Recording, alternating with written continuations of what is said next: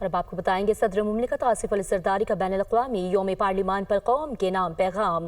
کہا جمہوریت، آزادی، رواداری اور سماجی اور معاشی انصاف کے اصولوں پر کاربند رہنے کے عزم کی تجدید کرتے ہیں. پارلیمان قومی پالیسی سازی، شفافیت اور جواب دہی کے فروغ میں کلیدی کردار ادا کرتی ہے. پارلیمان شہریوں کے بنیادی حقوق اور آزادیوں کے تحفظ کی ضامن ہے.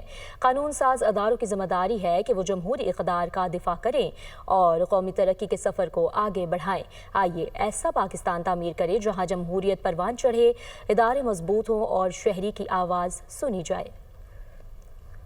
وزیر اعظم شہباز شریف نے بین الاقوامی یوم پارلیمان کے عالمی دن پر پیغام میں کہا ہے کہ ہماری پارلیمنٹ ہمارے جمہوری نظام میں مرکزی مقام رکھتی ہے. ہماری خواتین پارلیمنٹیرینز بھی قائدانہ عہدوں پر فائز ہیں. آج خواتین سینیٹرز اور 4 خواتین اراکین قومی اسمبلی پارلیمانی کمیٹیوں کی چیئرپرسنز کے طور پر کام کر رہی ہیں. ہمارے ارکان پارلیمنٹ عالمی پارلیمانی سفارتکاری میں متحرک کردار ادا کر رہے ہیں، جبکہ نظام پارلیمان جمہوریت کا دل اور ریاست کی اصل طاقت ہے. پارلیمان محض قانون ساز ادارہ نہیں، یہ قوم کی سوچ، دانش اور مستقبل کی سمت طے کرنے والا معتبر ادارہ ہے. پنجاب اسمبلی سمیت تمام جمہوری ایوانوں کو سلام پیش کرتی ہوں.